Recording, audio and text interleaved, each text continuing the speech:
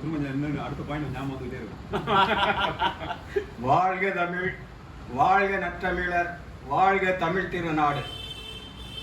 தலைவர் அவர்களே, தோழர் வெங்கடேசன் அவர்களே, ஐயா தோழர் உதயர் அவர்களே, தொல்காப்பிய புலவர் ஐயா வெற்றியழகனார் அவர்களே, வந்திருக்கின்ற தமிழ் சிந்தனையாளர்களே, உங்கள் அனைவருக்கும் முதற்கண் எனது வணக்கத்தை தெரிவித்துக் கொள்கின்றேன்.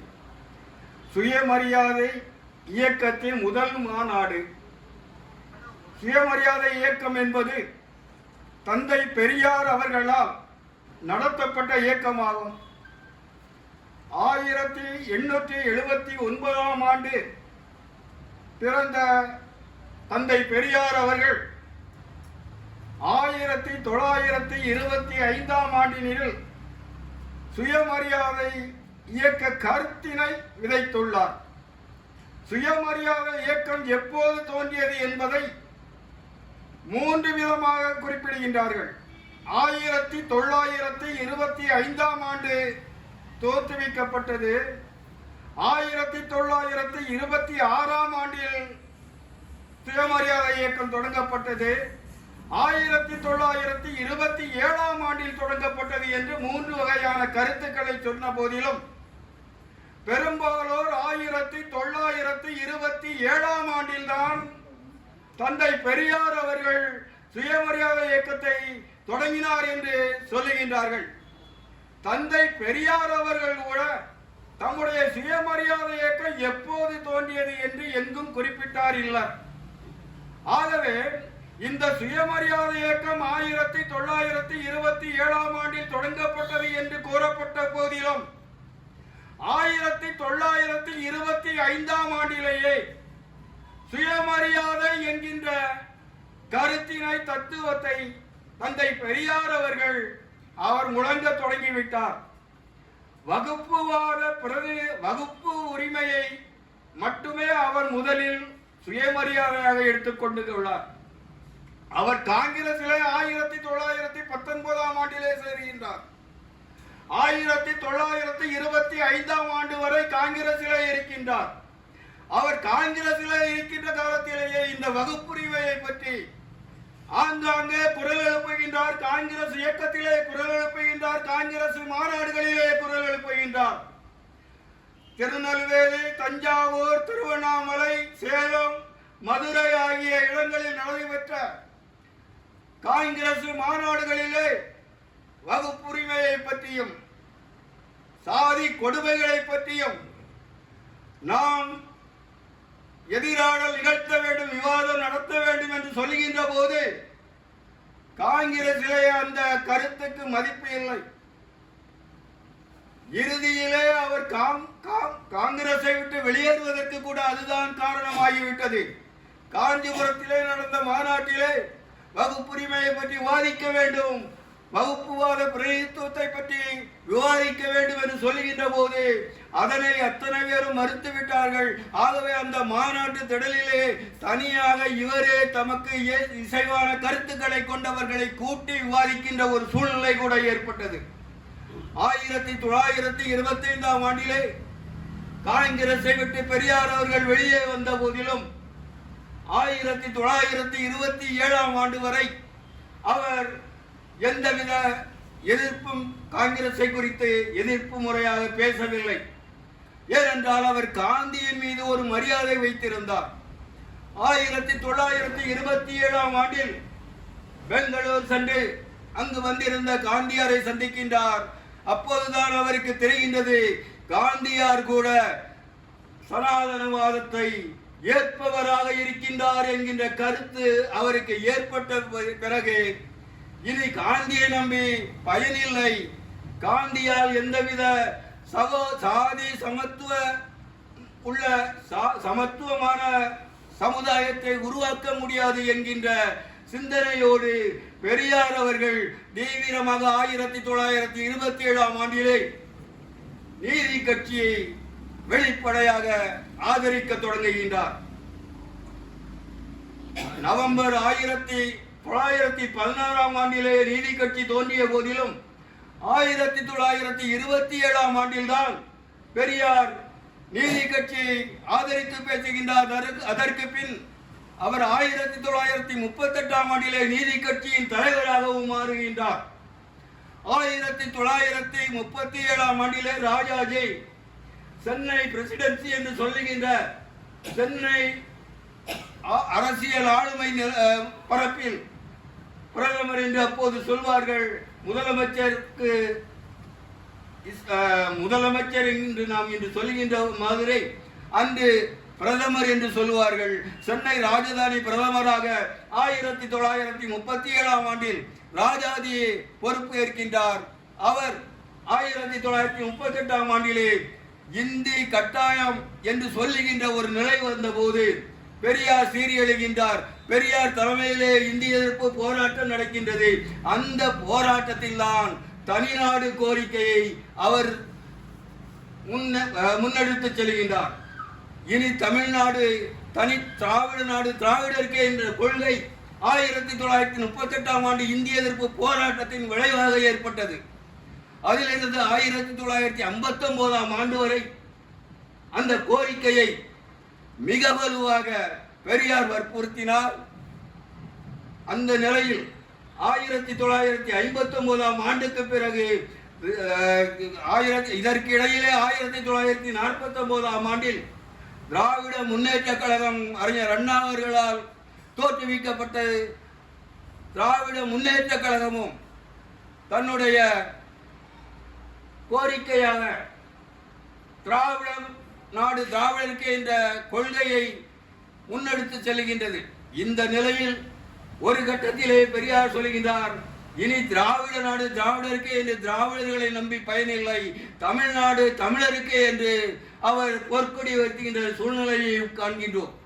இத்தகைய நிலையில் நான் பொதுவாக இந்த கண்ணோட்டத்தை சொன்னால் கூட இந்த சுயமரியாதை இயக்கத்தின் முதல் மாநாடு அது என்ன தாக்கத்தை ஏற்படுத்தியது, எத்தகைய தீர்மானங்கள் நிறைவேற்றப்பட்டன, சமுதாய சீர்திருத்தம் எவ்வாறு ஒரு இயக்கமாக வலுப்பெற்றது என்பதை தந்தை பெரியார் அவர்களால் நாம் அந்த இயக்கம் முன்னெடுத்து செல்லப்பட்டதும் அது மிக தீவிரமாக மிக வலுவாக பெரியார் அவர்களால் இடைவிடாமல் எந்த விதமான அச்சுறுத்தலுக்கும் பயப்படாமல் துணிவாக அவர் அந்த கருத்தினை விதைத்தார், எடுத்து சென்றார் என்பதற்கு முன்னோட்டமாக 1929ஆம் ஆண்டிலே பிப்ரவரி 16, 17ஆம் நாளில் செங்கற்பட்டிலே நடந்த அந்த சுயமரியாதை இயக்கத்தில் 18 தீர்மானங்கள் நிறைவேற்றப்படுகின்றன. அந்த 18 தீர்மானங்களில் 17வது தீர்மானம் தந்தை பெரியார் அவர்கள் செய்கின்ற இந்த இயக்க பணிகளை பாராட்டி அவரை பாராட்டும் வகையிலே வடிவமைக்கப்பட்ட தீர்மானமாகும். எஞ்சிய 17 தீர்மானங்கள் சமூக சீர்திருத்தத்தை முன்னெடுத்து செல்வதாகவும், சமூக சீர்திருத்தமானது எந்த வகையிலே முன்னெடுத்து செல்லப்பட வேண்டும், அந்த சமூக சீர்திருத்தம் வேண்டும் என்றால் சாதி ஒழிய வேண்டும், மதம் ஒழிய வேண்டும். இந்த சாதி மதம் ஆகியவை ஒழிந்தால் மட்டுமே சமுதாயத்திலே மறுமலர்ச்சி ஏற்படும், முன்னேற்றம் ஏற்படும், அறிவு வளர்ச்சி ஏற்படும் என்கின்ற வகையிலே தந்தை பெரியார் அவர்கள் அந்த கருத்தினை வலியுறுத்தி இடைவிடாமல் தன்னுடைய கடைசி காலம் வரை அவர் இந்த கருத்தினை மிக வலுவாக எடுத்து செல்கின்றார். நான் தந்தை பெரியார் அவர்களுடைய பேச்சினை கேட்டதில்லை. அறிஞர் அண்ணாவின் பேச்சை நான் 3 முறை கேட்டிருக்கின்றேன். தந்தை பெரியார் அவர்களை அவர் கடைசி கட்டமாக அவர் மறைந்தது 1973 டிசம்பர் 24. நான் இளங்கலை படித்துக் கொண்டிருக்கின்ற போது அப்போது அவர் நெல்லை மாவட்டத்திற்கு சுற்றுப்பயணம் வருகின்றார். எந்த நிலையில் என்றால் அவருக்கு மூத்திரப்பை கட்டப்பட்டிருக்கின்றது. அந்த நிலையிலும் தள்ளாத வயதிலும் தன்னுடைய உடல்நிலையையும் கருதாமல் இந்த சமுதாயத்தை சீர்திருத்த வேண்டும், இந்த சமுதாய மக்கள் தலை நிமிர்ந்து வாழ வேண்டும் என்பதற்காக தந்தை பெரியார் அவர்கள் தன்னுடைய உடல் பொருள் ஆவி என்று சொல்வார்களே அந்த வகையில் தன்னையே உருக்கிக் கொண்டு தன்னையே அவர் துன்புறுத்தி கொண்டு தன்னுடைய பொருளையும் எல்லா செல்வங்களை கூட அவர் உதறித்தள்ளி தமிழ் மக்கள் வாழ வேண்டும், தமிழ் இனம் வாழ வேண்டும் என்பதற்காக அவர் போராடினார், உழைத்தார், வெற்றி பெற்றார்.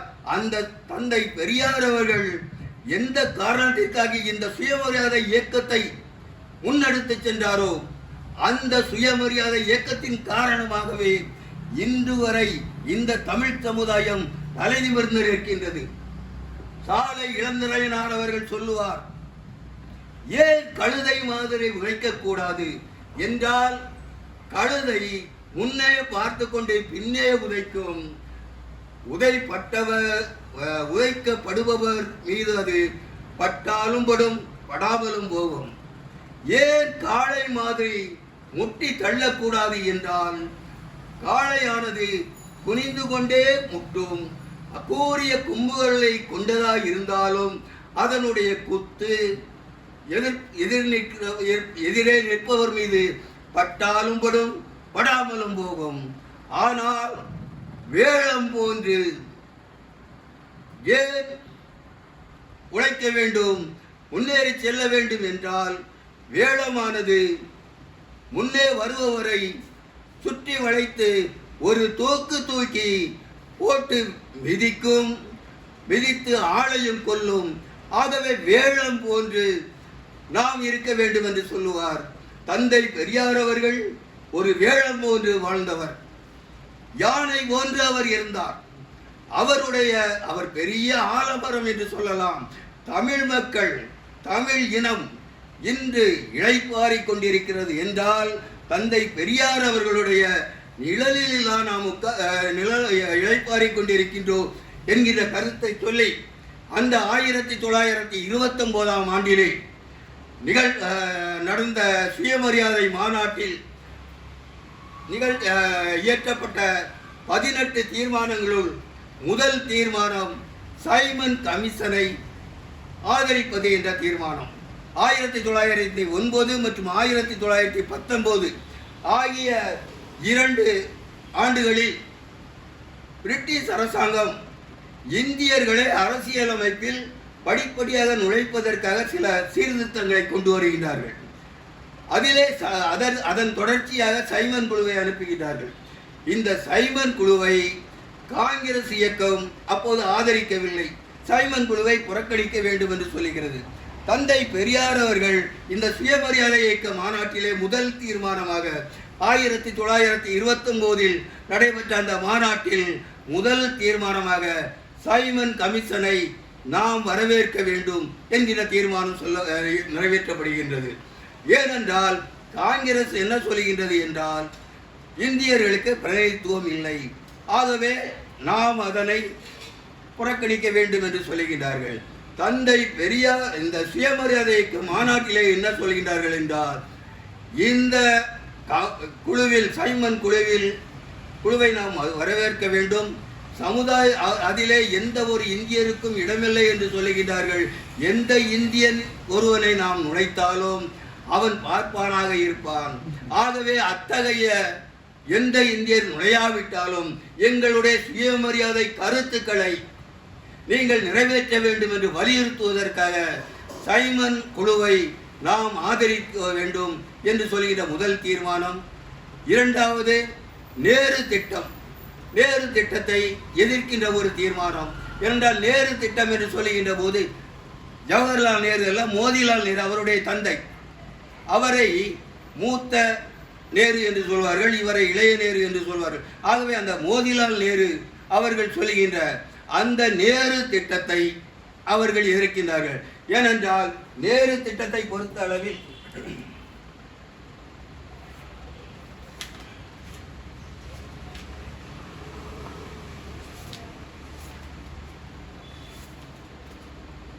நேரு கமிட்டி திட்டத்தில் என்ன சொல்கின்றார்கள் என்றால் சமூக மதத்துறைகளிலே மாத்திரம் சீர்திருத்தம் செய்யும் வேலையை மேற்கொண்டிருந்தாலும் நேரு கமிட்டி அறிக்கையானது நமது இயக்கத்தின் அடிப்படையான கொள்கைகளுக்கு விரோதமாக இருக்கிறபடியால், அதாவது எந்த காரணத்தை கொண்டு சீர்திருத்தத்துக்கு எதிராகவும் சாதிய அமைப்பு முறைகளுக்கு உடன்பட்டும் காங்கிரஸ் இயக்கம் நடந்து கொண்டிருக்கின்ற காரணத்தால் அந்த காங்கிரசினுடைய நேரு கமிட்டி திட்டத்தை நாம் எதிர்க்கிறோம் என்று சொல்லுகின்ற நிலையிலே விரோதமாக இருக்கிறபடியினால் அதனை கண்டிப்பதுடன் இந்தியாவின் வருங்காலத்து அரசியல் திட்ட அமைப்பில் வகுப்பு வாரி பிரதிநிதித்துவம் ஒப்புக்கொள்ளப்பட வேண்டும் என்ற கொள்கையை வலியுறுத்துகிறது என்கின்ற முறையிலே இரண்டாவது நேரு கமிட்டி திட்டத்துக்கு எதிர்ப்பாக செய்கின்றது தீர்மானம் இயற்றப்படுகின்றது. அடுத்து மூன்றாவதாக சாதி பேதங்களை ஒழிக்க வேண்டும் என்பதற்காக மக்கள் எந்த காரணத்தை கொண்டும் அவர்களுக்குள்ளே உயர்வு தாழ்வு கற்பிக்கின்ற ஒரு நிலையை மேற்கொள்ளக்கூடாது என்கின்ற நிலையில் மதம் வேதம் இவற்றை ஒழித்தால் மட்டுமே சாதி ஒழியும் என்கின்ற கருத்தினை வலியுறுத்தி அந்த தீர்மானம் சாதி மத பேத இல்லாத ஒரு சமுதாயம் அமைய வேண்டும் என்றும் வர்ணாசிரமம் என்று சொல்கின்ற 4 வருண கோட்பாட்டை முற்றிலுமாக இந்த சுயமரியாதை இயக்க மாநாடு கண்டிக்கிறது என்றும் மனித நாகரிகத்திற்கும் தேச முன்னேற்றத்திற்கும் எந்த வகையில் இந்த சாதி அமைப்பு உதவாது. ஆகவே பொது ஸ்தாபனங்களை தட்டு தடங்கள் என்று குடிநீர் எடுப்பதற்கும் குளிப்பதற்கும் கோவிலுக்குள் செல்வதற்கும் அத்தனை மக்களுக்கும் உரிமை உண்டு. தாழ்த்தப்பட்டவர்களை கோவிலுக்குள்ளே அனுமதிக்க வேண்டும் என்கின்ற கருத்தினை வலியுறுத்தியும் இவைகள் நிறைவேற வேண்டும் என்றால் தீவிரமான பிரச்சாரம் செய்ய வேண்டும் என்கின்ற முறையிலே மூன்றாவது தீர்மானத்தை வடிவமைக்கின்றது. அடுத்து ஜாதி பட்ட அடையாளம் இவற்றை தூக்கி எறிவது. யாருமே சுயமரியாதை இயக்கத்தை சார்ந்தவர்கள் எந்த காரணத்தை கொண்டும் அவர்கள் பெயருக்கு பின்னால் மதம் சாதி ஆகியவற்றை தாங்கி நிற்கின்ற அடையாளங்களை கண்டிப்பாக உதறி தள்ள வேண்டும், தூக்கி எறிய வேண்டும். அத்தகைய அடையாளங்கள் யாரிடமும் தோன்றக்கூடாது என்று சொல்லி அது ஒரு தீர்மானம். அடுத்ததாக 5வது தீர்மானமாக எடுத்து சொல்லுகின்ற போது கோவில் மடம் கோவில்களுக்கும் மடங்களுக்கும் கொடுக்கப்பட்டிருக்கின்ற சொத்துக்களை இருந்து பெறப்படுகின்ற வருமானத்தை கல்விக்காக செலவழிக்க வேண்டும். வேத பாடசாலைக்கு இப்போது செலவழிக்கின்றார்கள். இதனை கைத்தொழில் வியாபாரம் ஆராய்ச்சி முதலிய பணிகளுக்காக செலவழிக்க வேண்டும் என்றும் கடவுளின் பெயரால் அல்லது கோவில்களின் பெயரால் எந்த ஒரு பைசாவும் கோவிலுக்கு தரகனாக இருக்கின்ற பூசாரிக்கு செலவழிக்கப்படக்கூடாது என்கின்ற கருத்தையும் கோவில் உற்சவங்கள் கொண்டாடுகின்ற போது அந்த பணம் செலவழிக்கப்படுவதற்கு மாறாக அறிவு வளர்ச்சி ஆரோக்கிய வளர்ச்சி பொருளாதார வளர்ச்சி இவற்றை அடிப்படையாக கொண்டு அந்த பணம் செலவழிக்கப்பட வேண்டும் என்றும் அடுத்த தீர்மானம் சொல்கின்றது. அதற்கு இடையிலே கல்யாணம் சடங்கு போன்ற தமிழர்கள் நடத்துகின்ற திருமணம் மற்றும் பிற சடங்குகளில் எந்த காரணத்தை கொண்டும் மத வேத கலப்பு இல்லாமல் அவற்றின் தொடர்பு இல்லாமல் அவற்றை ஏற்காமல் அவற்றை முற்றிலும் புறக்கணித்து மக்கள் எந்த காரணத்தை கொண்டும் மத சடங்குகளுக்கு இடமளிக்காத வகையில் இந்த கல்யாணத்தையும் பிற சடங்குகளையும் நிகழ்த்த வேண்டும் என்றும் அடுத்ததாக கல்வியை 6வது தீர்மானமாக கல்வியை பொறுத்தளவிலே கல்வி நிலையங்களில் தாய்மொழி கண்டிப்பாக அரசு செலவில் போதிக்கப்பட வேண்டும். அதே வேளையில் 2வதாக பொது மொழியாக அரசின் அலுவல் மொழியை பயன்படுத்தி கொள்ளலாம், அதற்கு பயன்படுத்தலாம். வேறு எந்த காரணத்தை கொண்டும் பொது நிதியை கல்விக்காக பயன்படுத்தக்கூடாது. அதே போன்று பள்ளிக்கு செல்லுகின்ற சிறுவர் சிறுமிகளுக்கு கட்டாய கல்வி வேண்டும், அதுவும் இந்த அரசு செலவில் செய்யப்பட வேண்டும். அடுத்த உயர்தர கல்விக்கு பொது நிதிகளை எந்த காரணத்தை கொண்டு செலவழிக்க கூடாது. அப்படி செலவழிக்கப்பட வேண்டிய அவசியம் இருந்தால் இது ஒரு மிகப்பெரிய முக்கியமான கருத்து. அப்படி செலவழிக்க வேண்டிய கட்டாய சூழ்நிலை வேண்டுமென்றால் வகுப்பு வாரி பிரதிநிதித்துவ அடிப்படையில் அவற்றை செலவழிக்க வேண்டும் என்று சொல்வதோடு மற்ற வகுப்பு பிள்ளைகளுக்கு சமமாக கல்வி அறிவு பெறும் வரை கல்வியில் அவர்கள் உயர்ந்த நிலைக்கு வரும் வரை தீண்ட தகாதவர்கள் என்று சொல்லப்படுகின்ற தாழ்த்தப்பட்டவர்களுடைய பிள்ளைகளுக்கு பள்ளி கூடங்களிலும் கல்வி நிலையங்களிலும் புத்தகம் உண்டி உடை ஆகியவை இலவசமாக வழங்கப்பட வேண்டும் என்றும் அந்த 7வது தீர்மானம் சொல்கின்றது.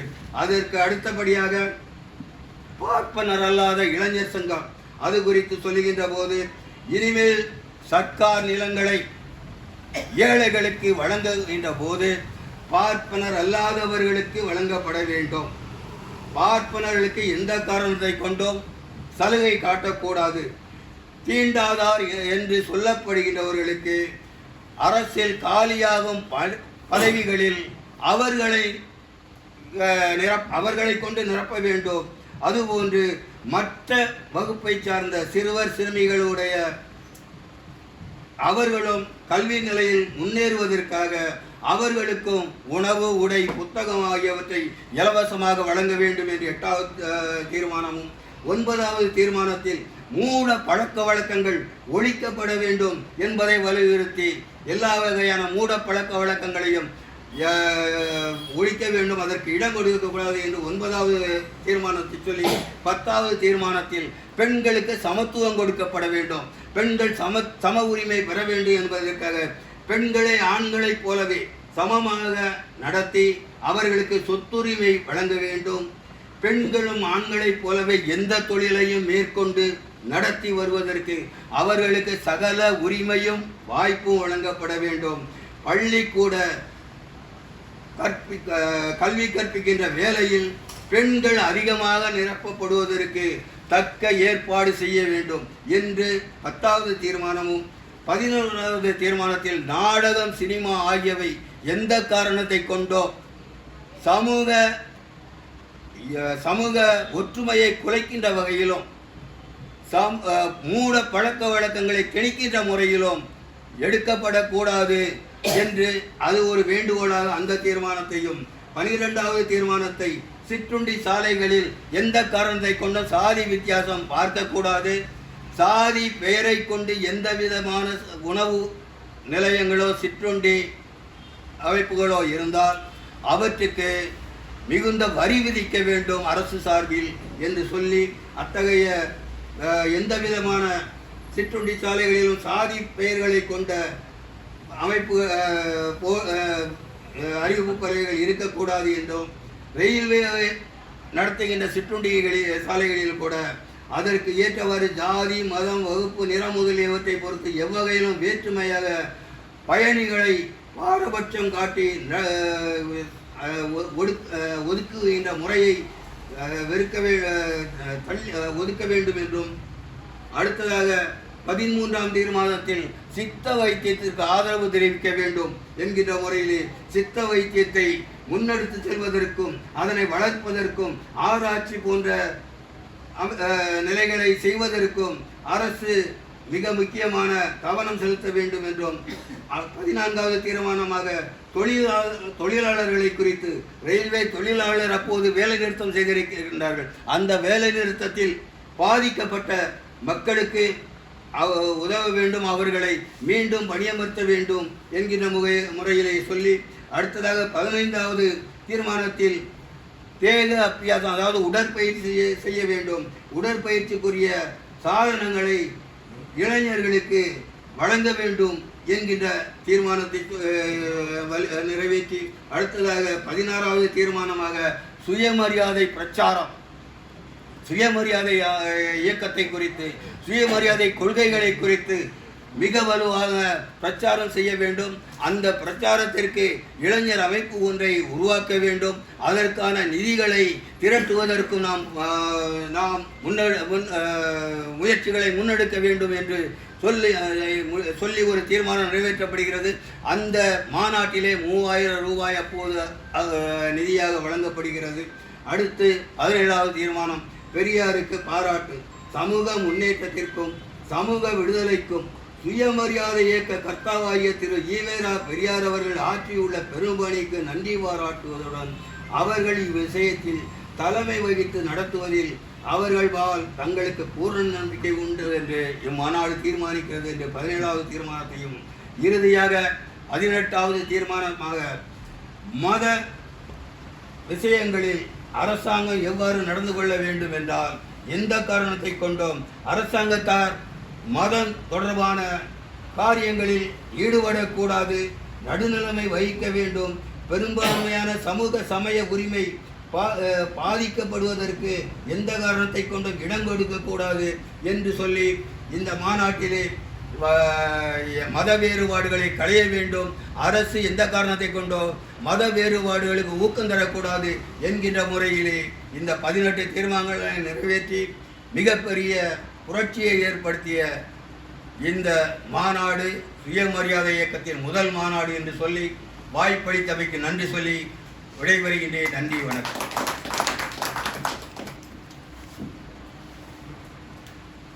சரியாக ஏறக்குறைய ஒரு 27 நிமிடத்தில் முடித்திருக்கிறார். அதனால் நேரமும் 7:35 ஆகிவிட்டது. அடுத்தது அதாவது இதில் என்னன்னு கேட்டிங்கனாக்கா 1929 செங்கல்பட்டில் முதல் மாநாடு நடைபெற்றது. அந்த செங்கல்பட்டில் நடைபெற்ற மாநாட்டில் 2009ஆம் ஆண்டு கலைஞர் அவர்கள் 80ஆம் ஆண்டு விழாவை எடுத்தது. அது 80ஆம் ஆண்டு விழாவை எடுக்கிற பொழுது அந்த இடம் பார்த்தீங்கன்னாக்கா திருக்கழிக்குன்றம் போகிற ரோடு செங்கல்பட்டுலேருந்து பார்த்தீங்கன்னாக்கா சின்ன ரைட் சைடில் இருக்கும், சின்ன இடம். அங்கே தான் அந்த மாநாடு நடைபெற்றிருக்கிறது.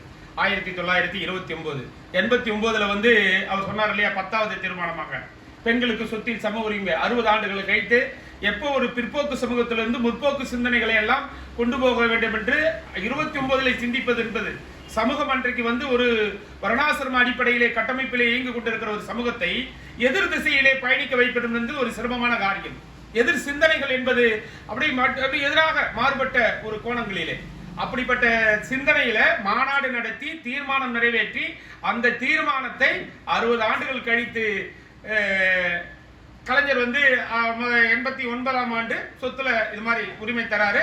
பெண்கள் அவர் சொன்னார் இல்லையா, படிக்கிறதுக்கு அந்த மாதிரி எல்லா விதத்திலையும் சமூகத்தை மேம்படுத்துவதற்கு அந்த திராவிட சிந்தனைக்குள்ள ஆட்சியாளர்களால் தமிழகத்தில் மேம்பட்டு இந்த அளவுக்கு நம்ம கல்வியிலே மற்ற வகையிலே நம்ம முன்னுக்கு வந்திருக்கிறோம். அப்ப அந்த முதல் மாநாட்டினுடைய முயற்சி இன்றைக்கு 96 ஆண்டுகள் ஆகிறது. 94 ஆண்டுகளிலே பல வகையிலே நீங்க திராவிட சமூகத்தார்கள் பல வகையில் மேம்பட்டு இருக்கிறார்கள் என்பதை இதுக்கு சாட்சியாக அமைகிறது சொல்லி அடுத்ததாக நம்மளுடைய பூனா ஒப்பந்தத்தை பற்றி தோழர் வெங்கடேசன் அவர்கள் பேசுவார். ஆனால் அதை பற்றி நான் இன்னும் விளக்கமாக சொன்னால் இன்னும் கொஞ்சம் நேரம் ஆகிடும். அதனால அவரே ஒரு அரை மணி நேரமோ இல்லை 40 நிமிஷத்துமோ அவரே பேசிடணும்னு சொல்லி கேட்டு அவரை பேச அழைக்கிறேன். நன்றி.